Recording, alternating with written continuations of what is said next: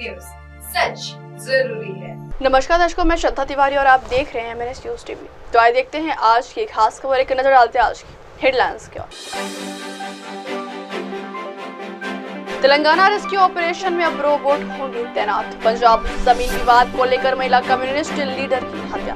महाराष्ट्र के बाद नोएडा में गुलियन बैरे सिंड्रोम का मिला केस। तो आइए देखते हैं खबरें विस्तार से। तेलंगाना रेस्क्यू ऑपरेशन में अब रोबोट होंगे तैनात। तेलंगाना के SLBC टनल में 22 फरवरी 8 लोग फंसे हुए। इन लोगों को बाहर निकालने के लिए अब तक के सारे प्रयास असफल साबित हुए हैं। इस बीच तेलंगाना सरकार ने शनिवार को आंशिक रूप से ध्वस्त SLBC सुरंग के अंदर बचाव कार्यों के लिए 11 मार्च से रोबोट तैनात करने और लोगों की उपस्थिति का पता लगाने के लिए शव खोजी कुत्तों को फिर से भीतर ले जाने का फैसला किया है।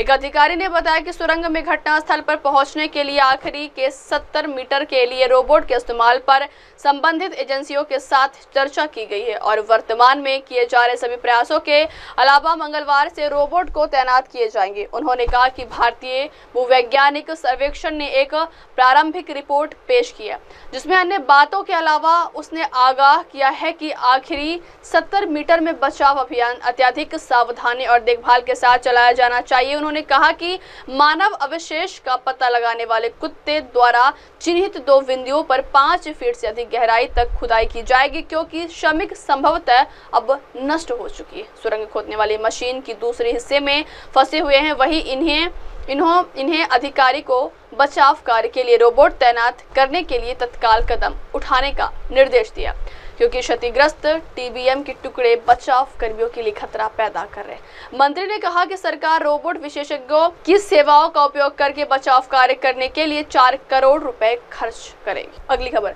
पंजाब जमीन विवाद को लेकर महिला कम्युनिस्ट लीडर की हत्या। पंजाब के मानसा जिले के गांव गामीवाला में एक प्लॉट को लेकर हुए विवाद में महिला सभा की जिला अध्यक्ष मंजीत कौर की हत्या कर दी गई। मृतक महिला का नाम मंजीत कौर था। वो भारतीय कम्युनिस्ट पार्टी की प्रदेश काउंसिल मेंबर थी। बताया जा रहा है कि कौर शनिवार सुबह अपने प्लॉट में काम करवा रही थी। इसी दौरान उनके पड़ोस में रहने वाले कुछ लोगों ने उन पर हमला कर दिया।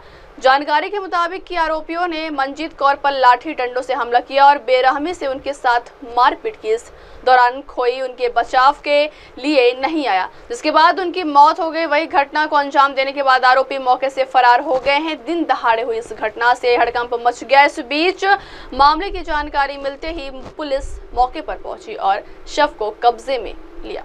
वंचित महिलाओं के अधिकारों के लिए लंबे समय से संघर्ष कर रही थी और उन्हें न्याय दिलाने का काम करती थी। बताया जा रहा है कि मंजीत और दूसरे पक्ष के बीच एक जमीनी को लेकर काफी लंबे समय से चल रहा था विवाद। कुछ दिन पहले ही संयुक्त संगठनों के प्रयास से प्लॉट का मसला सुलझाते मंजीत कौर के पक्ष में समझौता करवा दिया गया था। हालांकि दूसरे पक्ष द्वारा समझौते को न मानने के चलते हत्या की इस वारदात को अंजाम दिया गया।